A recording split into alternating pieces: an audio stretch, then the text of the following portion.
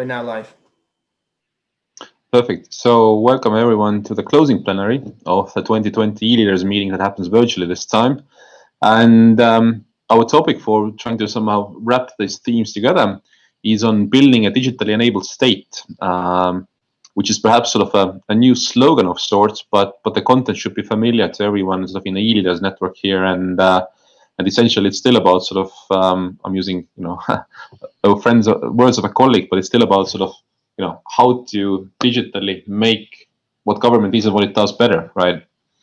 This session is recorded and broadcasted live on YouTube, so behave. But we will have a good panel setup with different speakers chiming in. We'll have open discussion with the delegates, so everyone do be active. And the idea is to sort of hear from both the panelists as well as all of you participating on how perhaps we as E-Leaders from OECD countries can advance sort of our states to be digitally enabled, and what it means overall, basically sort of building on all the sort of myriad of work we have been doing, that the Secretariat has been doing, and sort of how to take it to the future. Basically, the Secretariat will be working on a sort of analytical piece under exactly the heading of building a digitally enabled state. And on that, Barbara, perhaps you want to come in and say just a few more words in terms of setting the scene for the panel and the chat. Yes, thank you, Sim.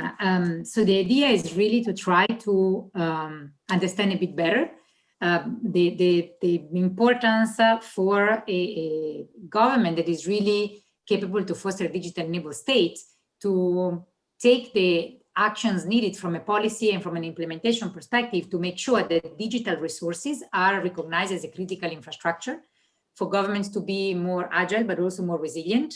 The COVID-19 provides us the best scenario to untangle this concept and understand what it means concretely, because resilience has been resilience from an operational point of view, resilience in the delivery of core public services, resilience in being able to deliver essential goods. So the idea here is to try to understand what does it mean in concrete, making sure that decisions and actions taken to make sure that that digital infrastructure is in place can be continuous, can be sustainable in the long run, and do not get interrupted because, for instance, there are changes in political elections that change the priorities of a country, because these remain priorities of a country, the capacity of having that infrastructure and being able to keep using that infrastructure to deliver better outcomes to the citizens and to the businesses. So the idea is, with this piece, to connect the dots of various conversations that oftentimes are held separately within governments, whereas I hope that with this work we can help you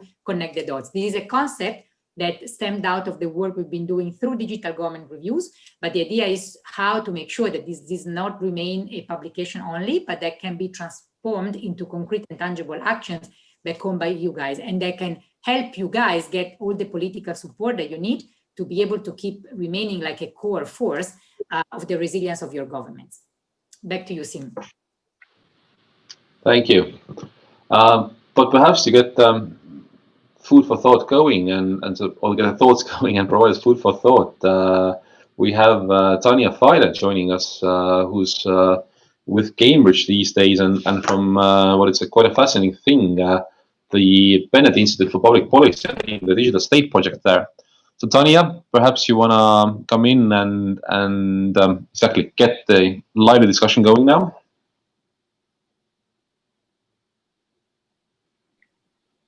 Thank you all. Can you hear me okay?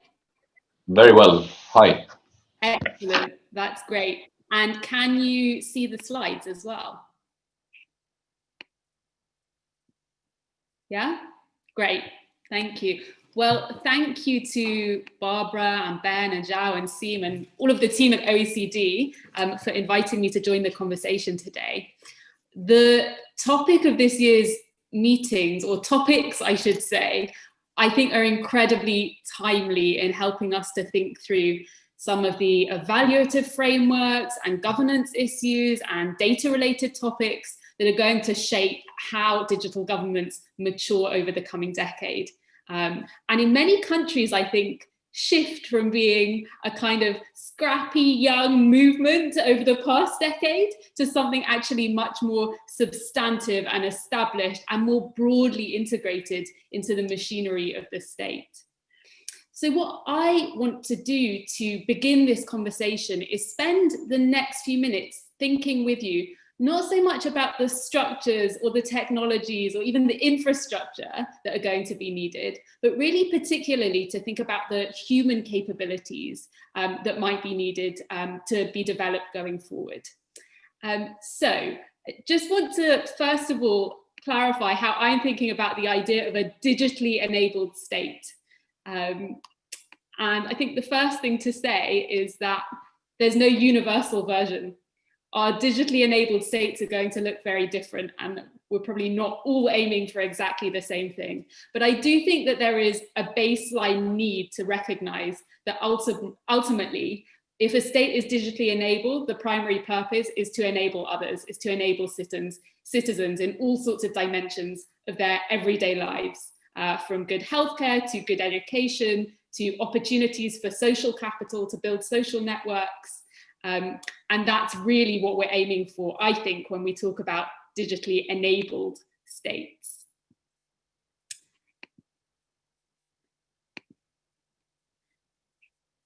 So are we getting there? I think that's the key question. And I would say, you know, over the past few months, I think a lot of progress in many respects has been made, from telemedicine to, of course, schooling, to large swathes of the civil service working from home. That's a remarkable pace of change that we've seen happening.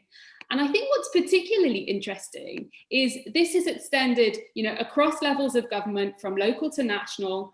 It's extended beyond service provision alone, but perhaps most interestingly, it's also extended beyond government itself to other parts of the state. So from judicial experiments in courts, with hearing cases online, for example, to parliaments going virtual in various different ways. So whether that's helping parliamentarians to sit and meet and vote, or actually experimenting with digital engagement to get a better sense of what citizens are thinking and feeling about core policy issues at this time of social distancing. And that's a really, really interesting move, because it's not just about improving efficiencies or even disruption, but it's actually enabling key parts of democratic functioning to continue. So all of this seems like very good and very fast progress, but it's not only these changes that are happening more speedily than before. The other thing that we're of course seeing is that there is much more public scrutiny of them, and publics are taking notice, arguably, of many of the ways that state digitalization is working, but also all of the ways that it's not. And I don't think we can underestimate the danger of that effect, because some of the negative stories, unfortunately, I think sit right at the intersection of this sort of double crisis of confidence. On the one hand, in governance institutions, which has long been brewing, and then on the other hand, increasing suspicions in some contexts around technologies and the companies who invent them. And these stories emerge right at that intersection. The risk is, first of all, low adoption rates, even of good technology projects started by the state. And second, low political buy-in, because it looks so risky to undertake a technology project when you see some of these headlines. So it seems as though we're at a kind of juncture, and we need to work out how we move forward into something more productive and something sustainable. And I think that we need to begin a transition from, as I said before, a sense that digital government is a movement and something that happens within small teams, to a culture in government where it's seen as something that's more diffused, more diversified, and more cooperative. And I say diffusion because I think what we've seen during the current crisis is that committed digital teams and units will be necessary but insufficient alone to enable expansive transition towards a digitally enabled state. We're going to need a much broader cross-section of our public sectors thinking that this is their work, and at all different levels of government as well. So I think at the core of this is a need to think about technical expertise and upskilling. And we talk about upskilling, I think, often in very general terms. It's a popular buzzword at the moment, but it doesn't actually tell us much by itself. So I think what we need to do is move towards mapping in a much more granular way the kinds of roles and capabilities that are needed. And here are just a few of those dimensions that I think are important to be thinking about. First of all, knowledgeable procurement at levels of local government as well as national government, as all different kinds of teams are increasingly asked to buy technologies. Secondly, we talk a lot at the moment about disaggregated contracts and buying from a multitude of suppliers.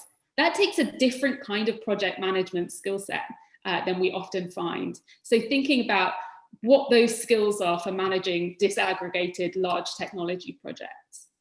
Third, measurement and evaluation. As I know you've been discussing over the past 2 days, we need to think really hard about how we evaluate what success looks like. And there need to be people within different levels of government who are able to participate in that work. Technical understanding, and I think this one we need to think about quite carefully actually, because I don't think that there is a common standard for every role in government relating to what this needs to look like. So we need to think within specific policy domains and relating to particular technologies, who needs to know what. And finally, and I think this one is really important, I think we need to see more translator skill sets, which is to say people who are equipped to broker conversations at the intersection between policy and technology. And that's between different parts of government, but also between governments and technology providers and governments and publics. So that's a very important role that we need to see filtering into different parts of the state as well. And the reason this is so important, particularly at the local government context, is because we're hearing that these skills are sorely lacking. So recent research found that in the US context, actually, many state governments simply disclaimed having any knowledge or ability to understand or explain the kinds of systems that they're being asked to buy. And what's interesting here is in this particular piece of work that I've cited here, actually the argument was made that as a result of this, vendors should be treated as the state. They should be considered state actors. I think that takes us down a really slippery slope where we're potentially outsourcing not just delivery, but responsibility. And it's also a fairly short-term sticking plaster, because what it doesn't do is actually generate more understanding within government. It just outsources what government is. So I think we should be avoiding that kind of scenario, and we should be thinking about how we bring a bit more understanding into the state, particularly because going forward, governments at all sorts of levels are going to be utilizing technologies that carry far weightier forms of decision-making and even coercive power than previously. So if we just go to the next slide, we have an example of this, which is around refugee resettlement. We can also think of examples like decision-making regarding foster care. These are really big, weighty decisions. And whereas IT failures, so to speak, of old were quite critical, this, I think, takes these these technology systems to a new level in terms of what they enable.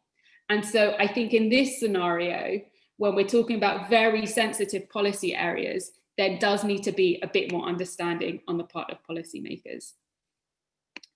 So I want to talk first of all about an approach that I don't think is quite right, which is that often in our conversations around procurement reform at the moment, particularly in relation to lower income countries, there's a focus on encouraging behavioral change through the uptake of transparency enhancing technologies, distributed ledger technologies, open procurement data portals, for example.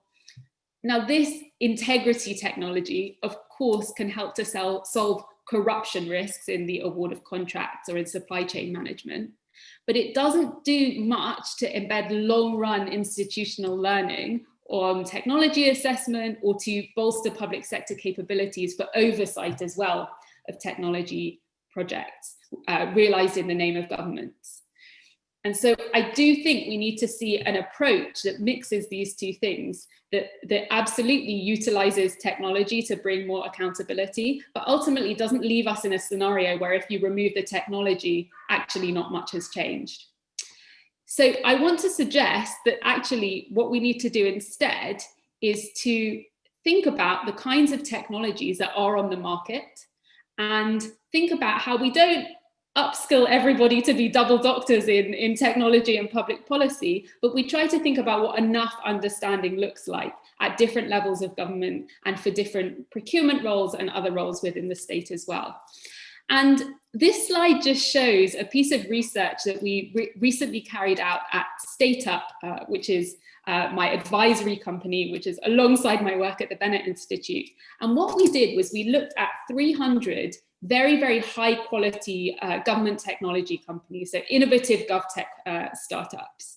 So this is not looking at thousands and thousands of companies, it's looking at 300 which are working with governments, have interesting high quality contracts. And we looked at what core technologies they're using and developing. And perhaps there aren't too many surprises here. Of course, AI and machine learning is the one that many of them cite to be developing. Big data analytics, relatedly to AI, robotic process automation. So if we know this picture, if we know this landscape, let's take that as a starting point and think about the kind of minimal viable information that we would like people to understand about these technologies in order to better carry out their roles. I also just want us to think a little bit longer term as well. So we've talked a bit about our current public sectors, but it's also important to think about the future public sector over, let's say, the next 10-year period. And we know that we have some difficulties here. Just to take an example from the UK, if we look at the FAST stream, which is the sort of elite training program, let's say, for civil servants, in the period to 2018, there were 12,000 applicants for roles in the diplomatic track. And there were under 2,000 for the data and technology track, despite the fact that they were recruiting for a very, very similar number of positions. So something isn't quite attracting as many candidates as would probably be desirable. But I think there's also a broader question here, which is that it's not just about recruiting people for these very specific data and technology roles. It's also thinking about how our future policymakers, whatever role they're in, whether they're economists, whether they are working in healthcare or education, what's the minimal understanding of digital ways of working that they need to be able to bring to their roles? And I just want to tell you about a couple of examples where we're thinking through this. The first is a project called Teaching Public Service in the Digital Age that I'm working on with colleagues in a number of different universities and institutions globally, and Barbara is affiliated to as well. And the idea there is to say, if we take programs like Masters in Public Policies or Masters in Public Administration, what do we want these emerging policy leaders to understand broadly about how they can better engage technologies in their future careers? And this is all part of that effort of thinking about how do we diffuse understanding away from just singular digital teams and units to something that's much more broadly understood and appreciated across the policymaker cohort. There are a number of other examples as well. I think the key message here is it's critically important that digital policymakers engage as much as possible with universities and vice versa in order to be building these future capabilities. I would just add that if we look at any innovation ecosystem, from advanced manufacturing to biotechnology, universities have consistently played a critical role in every stage of the innovation lifecycle. So from R&D to evaluation. We haven't seen that as much yet within GovTech, within government technology, and I think there's real potential to do more with it. So we also need some more diversification, I think. And when I say diversification, I'm thinking of suppliers, I'm thinking of where ideas, products, and services come to be imagined and produced. And I think upskilling our policymakers and civil services is actually a way to stimulate this, because one of the key barriers is actually a lack of confidence in terms of feeling comfortable going to the market, doing market engagement, speaking perhaps to companies that have innovative ideas, but that you need to have some baseline understanding even to be able to have that initial conversation. And we've begun to see the benefits of an approach that engages the entrepreneurial sector in the context of crisis response. There are many examples, but just to give you one, in the UK, Accurex, which is a startup, has helped 95% of GP practices to move towards video consultations, which is a remarkable pace of change. And so we need to definitely be thinking about opportunities to galvanize those kinds of experiences. I'd just add on this one that there are a few countries, some of them present on the call today, like the UK, Israel, Lithuania, who've had 2 or 3 iterations of GovTech labs and challenge programs. And I think those are really positive. And now that we've had those few iterations of them, it would be brilliant to see evaluation of what's working with them, where there's grounds for improvement, whether the companies going through them are continuing to work with government or have pivoted towards other sectors. Questions like that I think are really important to address if we are going to diversify where these ideas and products come from. So I want to just finish by talking a little bit about cooperation, because I do think there's a risk if we talk about diffusion and diversification of giving the sense of undoing a glue or a common culture. And to be honest, I think we should say that an element of that is true. When you put ideas out into the world, you don't always have control over how they'll be interpreted or reused or built upon. But as digitalization intensifies at multiple levels, across multiple institutions, I think more cooperation, not less, is going to be needed, both within national context and beyond. And I was very, very pleased to see this as a core theme of discussion. I think that what this doesn't mean is that we need an over-proliferation of different principles or standards, which actually can create confusion and a lack of shared direction of travel. So just to take the example of responsible artificial intelligence, I actually don't think it's a bad thing that over the past few years, we've seen many different frameworks appear, because I think at a very early stage of asking some of these core questions, it's actually good to have lots of creative thinking around it.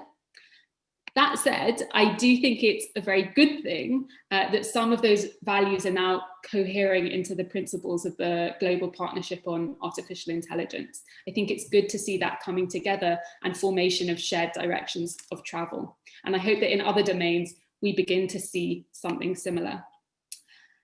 So I think international cooperation is going to continue to be a very significant topic over the next decade. I think it's for a few reasons.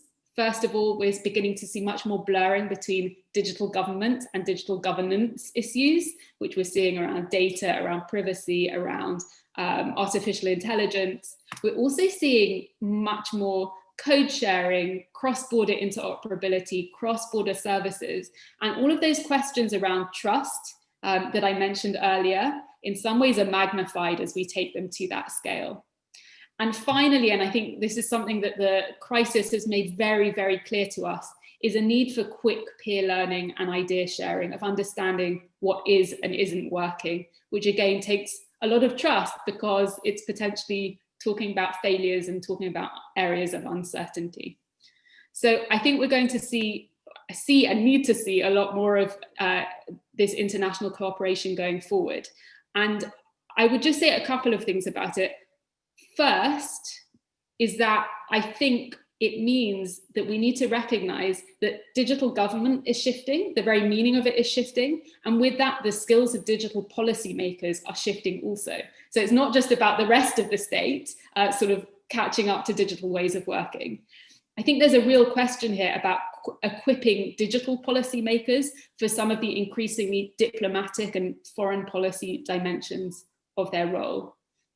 And I also think there's an opportunity here to see more cooperation among groups of countries at similar levels of digital maturity. for smaller group lesson learning and idea sharing. So I will leave it there. And I just want to say, to finish, that the good news is that we do have some idea of how state reform movements are successful. If we can just go back to the last slide for one moment.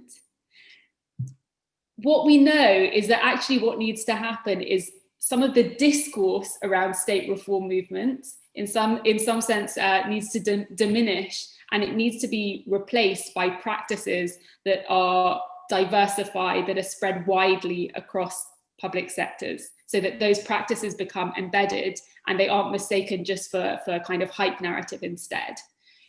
So if we go to the next slide, what we can see is this happens when actual practices, so it's not just the narrative around AI, for example, but real practices become broadly accepted as important, reasonable, and vital. And we need as many people across public sectors to think that that's the case. So I will leave it there. I'm really looking forward to the conversation and hearing more ideas and suggestions. Thank you so much, Tanya. And I think exactly, you did a very good job exactly highlighting what it takes to become, move away from movement and become something exactly, as you say, embedded, and a culture like that. I think this echoes indeed very well some of the themes we have been talking about under the slogan of digital maturity otherwise, right? Awesome. But let's jump ahead. Perhaps to start the reflections, we will have two people offering a bit of views. First of all, I'm very glad that Elsa is joining us. So Elsa Pilichowski is newly joining us and newly appointed as director at the OECD for the Public Governance Directorate. And Elsa, perhaps jump up with, you have any immediate reactions to Tanya's points?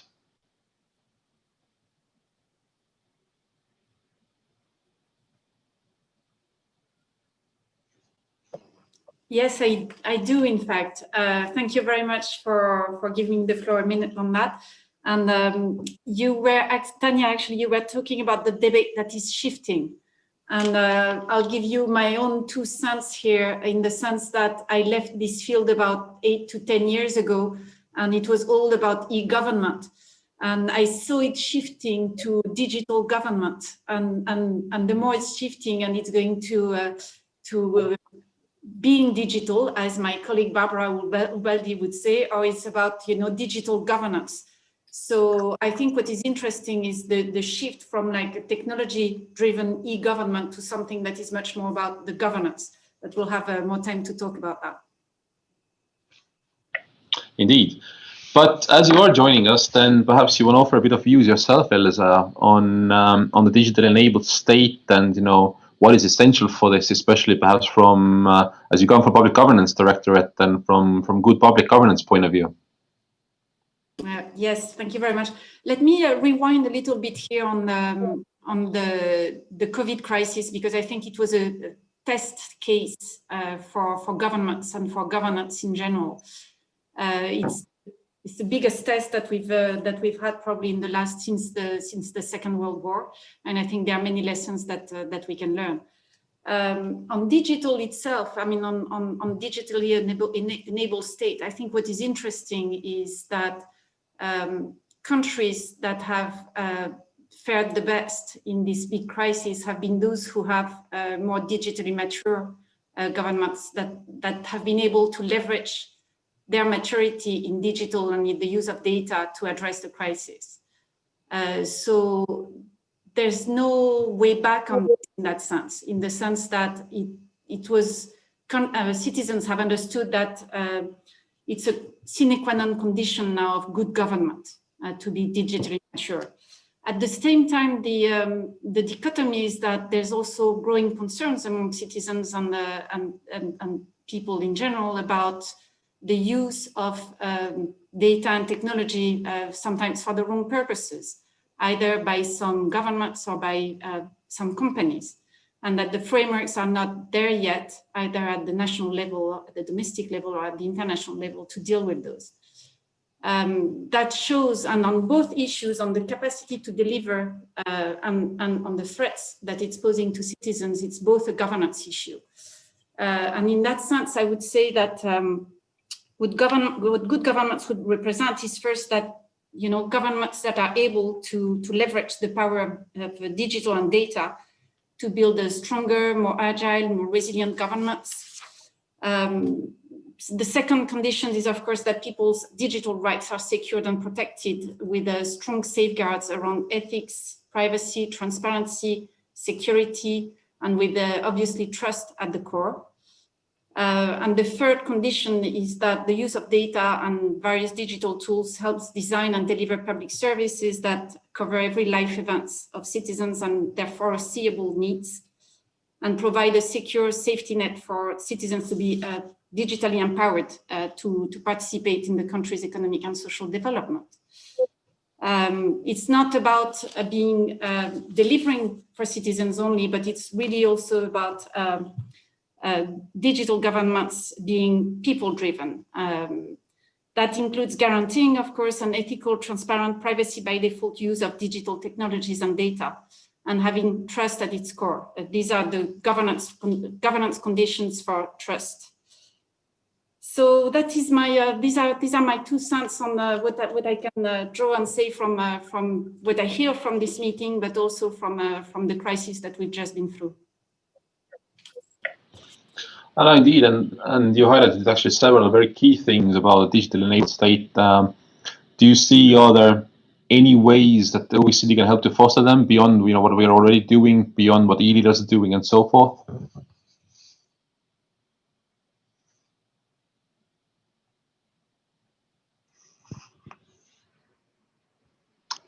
Elsa, you heard me? Sorry.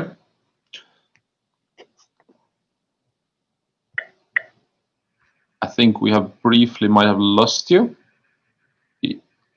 You're hearing again? I'm hearing you now. Sorry.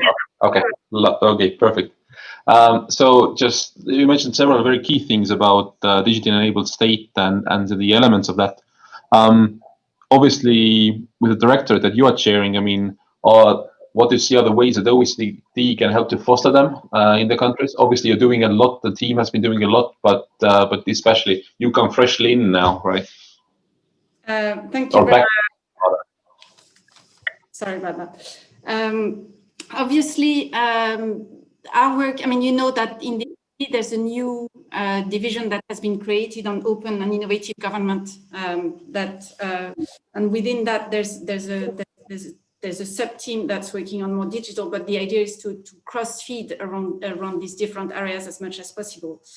The idea of this division is really to make sure that the governance of digital, open, and innovative government is streamlined a little bit within the different policy agendas of the OECD, that it comes at the top as a sine qua non conditions of the different policy agendas of the OECD, is to raise a bit the level of this of the importance of digitally mature governments in the different sub-areas of the work of the OECD.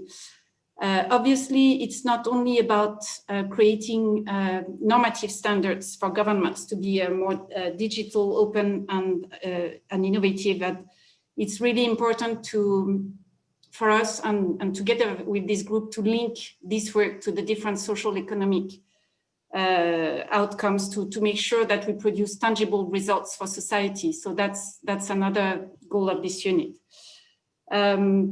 I think we can see this year's meeting really of the E-Leaders group as a landmark in the direction of stronger digital leadership and governance, and focusing on advancing digital maturity of the government and the state with a macro and long-term vision. And I'm looking forward to that very much. Lovely, thank you.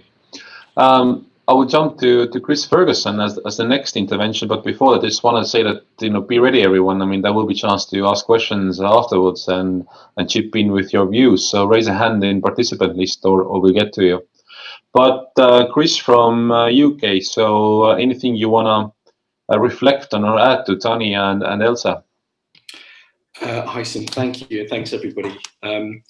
I was just thinking, as you're speaking there, Elsa, I look forward to the day we no longer have to refer to things as digital government and we can just call it government. You know, that would be a great day. My takeaway, Sim, from the sessions and everything we've just heard, I have 3 words I want to unpack a bit: acceleration, capability, and trust. Those are 3 things I'd like to talk a little bit about. Acceleration, I think we all have to recognize, and certainly the UK experience has been acceleration. We've seen lots of things happen more quickly, for good and for ill. There have definitely been successes, but there have been failures that we have accelerated enormously too inside the UK. But what that means is there are lessons to learn. There are things that we can look at and say, that didn't go well, we accelerated negative outcomes. What can we learn from that? I've always said that the UK being ranked well in any of the global indices is due to our making lots of mistakes and learning from them. And that we are always very willing for everyone else to learn and make different mistakes, don't make the same ones the UK has already made. So we need to look at it and embrace the mistakes we've made, as that's a big learning opportunity and learning moment. So that's acceleration, for good and for ill. Capability, I'd like to thank Dr. Filer from Cambridge for referring to the fast stream as an elite recruitment mechanism. As a fast streamer, I could hear my entire team rolling their eyes as you were saying that. But I do agree with Elsa especially that we've seen a huge amount of anecdotal evidence that digitally mature governments have proven resilient during the crisis we've seen over the last months. And I want to bring that together with Tanya's point about diversification and diffusion of skills, and that's essential, because one of the main challenges that chief digital officers have in government, whether they join from outside or newly appointed, is that you might be the chief digital officer, but the areas you're expected to influence include things like estates, commercial, procurement, services and operations that are existing up and running. They're not new digital things that you're being allowed to build. Sometimes even the IT function itself, the information technology colleagues, do not report to you, and they are a separate profession that you have to engage with and persuade. So developing native digital skills across all of these areas is really important to being influential, rather than digital being in its own box over here and having to influence from there into all these different parts. Making sure that we're integrating digital skills all across government is really important. And to that end, I reference digital data technology being like the gears on a bike. There's some small gears, there's some big gears, and smaller gears turn very quickly and do things, and that can be teams who are delivering and iterating services. But you also need larger gears that make more profound change happen inside government, inside civil services. And that can be the articulation of these new roles, the definition of digital and technology roles, and how they interact with pre-existing professions, policy profession, program project management, things like that. And all of that are things we've done in the UK to move us away from being the Wild West of digital government and to something that is clearly defined and understood by all the other parts of government that we have to work with. And then finally, all of that kind of brings you to trust. And really trust is about answering one question for the citizen, which is, can my government really do this? AI, algorithms, automation. Do I really believe my government has the skills and the ability, and the wherewithal to do it? And I think a big part of answering that question is through partnerships and multilateral working, because that demonstrates almost as well as anything I can think of that we're doing this entirely with a focus on the end user and end user needs. The needs of our citizens are driving us rather than the needs of what our needs are as, say, a sovereign government. Because what we all have in common is, as I said in the opening session, we're all the monopoly provider of public services in our own countries. And we don't need to compete with each other on that. But we can pool our user needs, which are, I'm sure, 80% common across almost all the things that we do. And that is why multilateral partnerships and work across the world is so important to getting this right.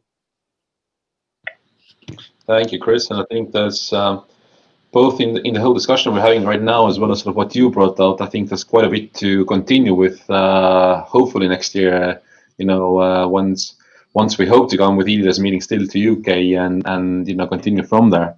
But look, I'll jump onward from here, if you don't mind. I see some hands up in the participant list. So perhaps Frank from Belgium, you want to chip in? Yes, thank you, Sim. First of all, I want to thank Tanya Filer for a very interesting presentation, and I've listened very attentively.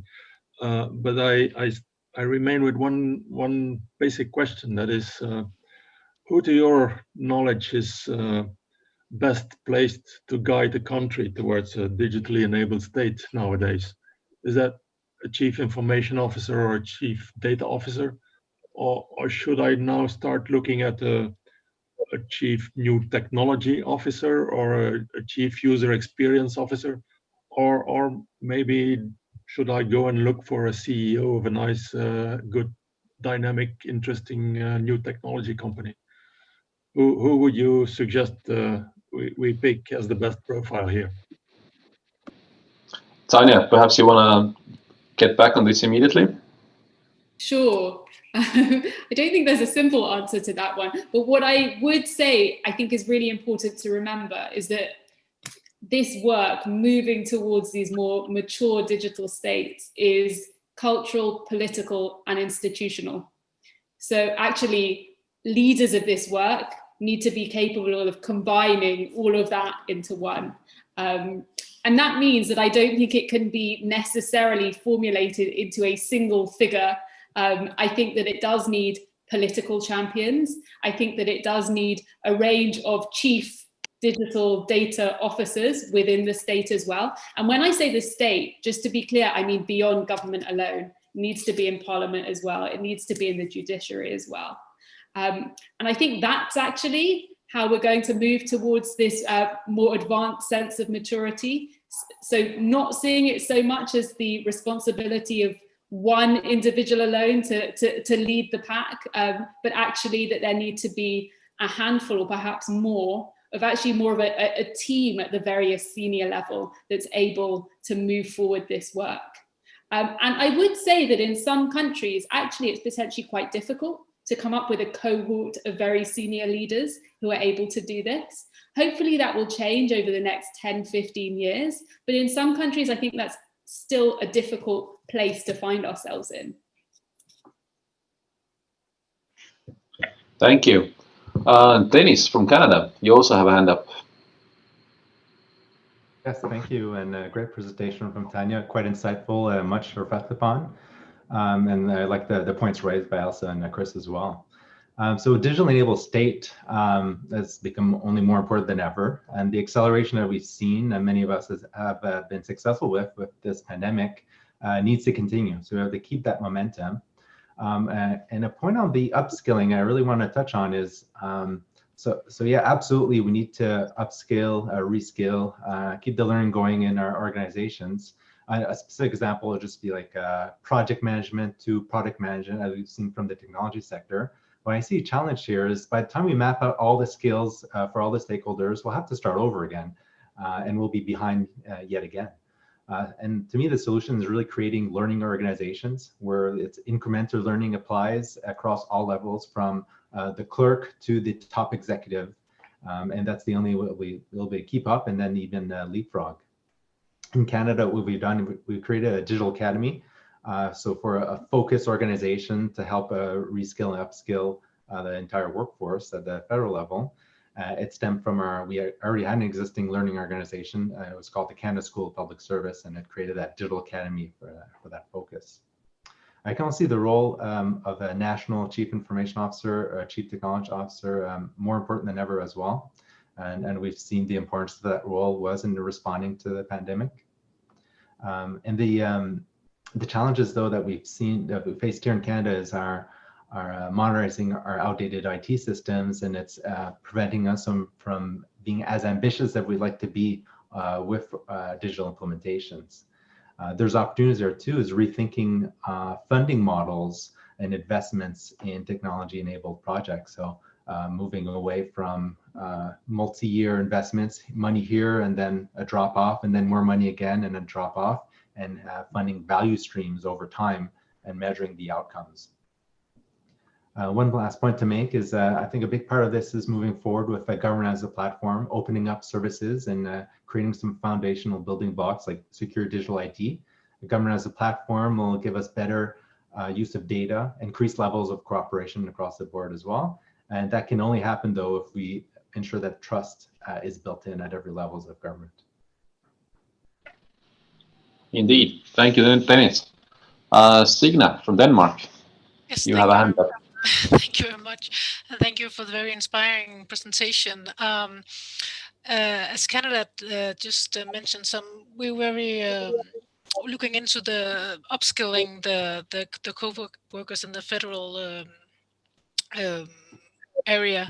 We see there's the distance between the lawmakers, the people writing the laws, and the ones very close to politicians don't have the knowledge of how the digital solutions work in real life for the people that the laws are written for. So this distance is getting close. Is getting wider and wider as the development goes on, and we see a very big challenge there. We also have this digital academy that we just launched last year, but it's just at the beginning, and we just launched a couple of courses. But of course, there's a challenge that everything is we cannot meet up in meetings right now. But everything is virtual courses. But I see that as a big challenge that the people writing laws and that the laws are getting more and more, what do you say, old-fashioned compared to where the digital society is moving very fast and going ahead. Thank you. Thank you. I know exactly know that in Denmark you've done quite a bit of actually interesting work on how to make the legislation, be digital in all best sense of the word as well. Emanuela, you have had a hand up actually for a long time from European Commission. No, but it was very good to listen to the colleagues and react. I concur with many of the things that were said. So let me just stress two things. First, an opportunity, and secondly, a comment on the enablers. The opportunity, in my view, comes from the crisis. From the European perspective, we see that there is a focus, including financially, on recovery and resilience. And that's a big opportunity for making a non-linear step forward in the implementation of some of the measures that we are talking about. It's a unique opportunity, probably a once-in-a-life type of opportunity because of the current conditions. So I believe that we need to be aware that digital government or mature government comes, let's say, much more at the center of the political radar screen, exactly because of the need for the government to respond to the immense challenges of this pandemic and the economic and social consequences. So again, it's up to us to take, let's say, the challenge and build the solid foundations for recovery and resilience. The enablers, in my view, are, and I will not surprise anyone, is to federate our capabilities. At this point in time, the challenges are much more than regional, much more than national, and they really imply the need to build common capabilities. Let me just make a short reference to something that happened yesterday. The 25 Minister of Economies in Europe signed a declaration to build a federated capabilities for cloud and data infrastructure. And this is about pulling together what we have and investing together on enhancing the capability. And the key words are security and interoperability. And I believe that this goes well beyond Europe as a concept. It talks about reusability of solutions, open standards, but in the end, it talks about collective infrastructure, which are public goods. And in times of global pandemics and global needs, public goods are becoming even more merit-worth and deserve investments and attention. So that's why I want to connect these enablers to the opportunity that, unfortunately, to a certain extent, the crisis is putting in front of us. And I hope that we are really making the step together. Thank you, Emanuela. I see a few more hands up, but I have to unfortunately apologize that we are going a bit over time already, so I have to wrap this up a bit. Sorry, Carlos and others, but Barbara, I invite you to come in and actually say that any reflections from your end, especially as we talked about that there is further work coming up on the digital enabled state, and perhaps exactly how can others still contribute. Thank you, Tim. So not long, I mentioned at the beginning some of the cross-cutting themes that are very relevant to pieces of work that we already have in the pipeline that on which we already collaborated with you, some of which we are working on together also with other parts of the division, but perhaps to underline also the work that we started under your leadership about 12 months ago on digital talent for the public sector, targeting both the leadership and civil servants. This is a piece of work we are doing with the colleagues of the Observatory on Public Sector Innovation, building on the work previously done on the skills for innovation, and with the colleagues in the directorate responsible for the work on skills and leadership. So this is a way for us to start addressing some of the points that were discussed today. There's a thematic group of the leaders that has been guiding and steering our work in this sense. So we really hope that the upcoming written piece will start helping, providing some of the answers to the questions put on the table today, and we can perhaps better reflect in the future as part of the work on the digital enabled state. If this is my opportunity to say the final words on the meeting, Sim, and then I give it back to you to close, I really wanted to thank everybody. I want to thank you, Tim, because you've been pushing our boundaries as a chair in the past few years to think out of the box and really to connect whatever we do with the needs of the countries. I want to really thank Elsa.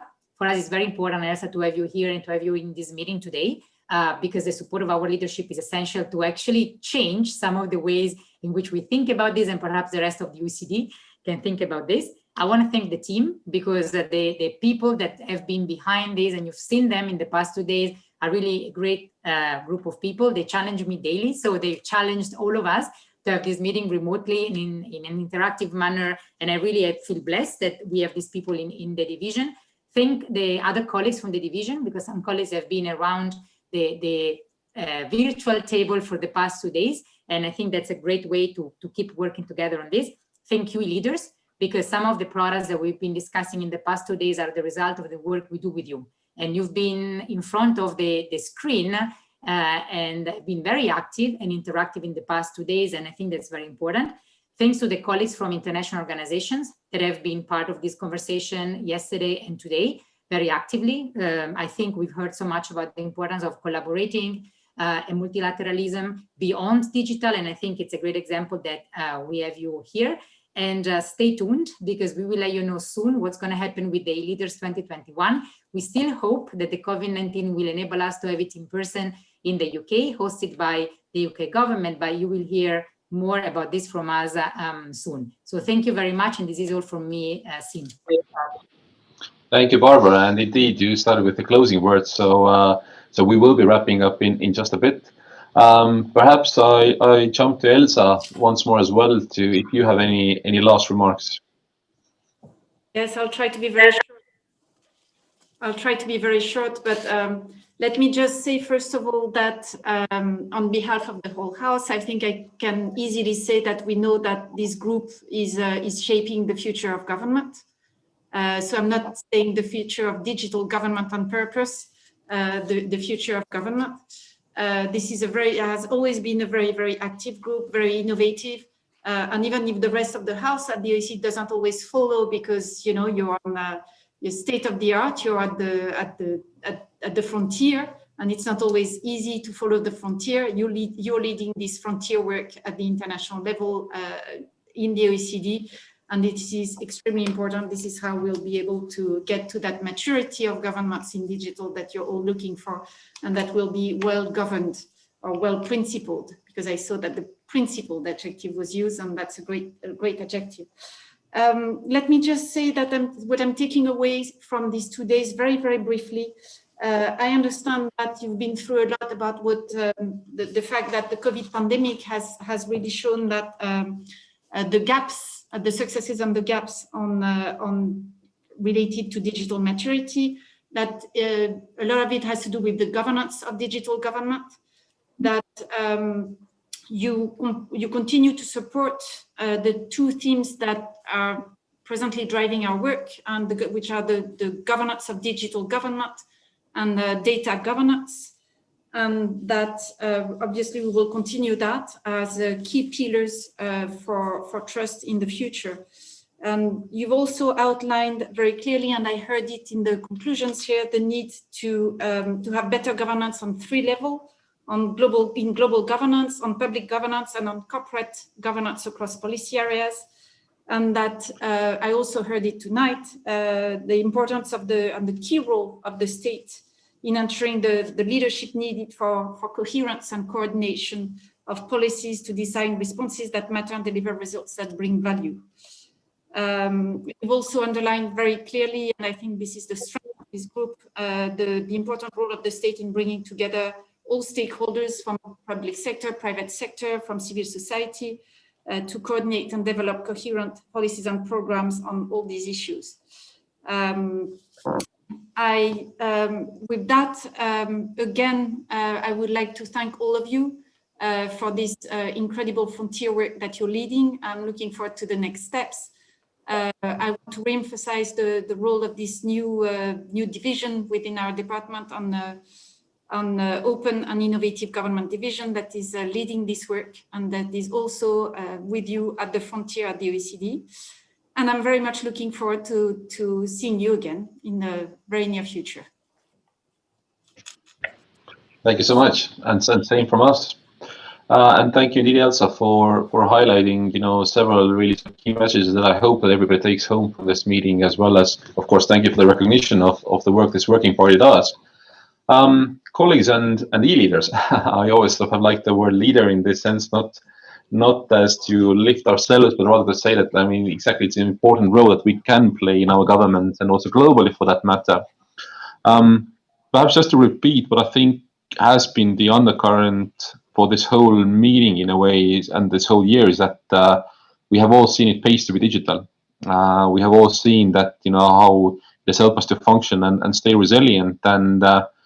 And indeed, I hope and I cheer that all of us can sort of keep this momentum and in a way what make this pandemic and then the related crisis we have had as an opportunity to really sort of make exactly the changes that have started or that have been accelerated stick, as I've said before.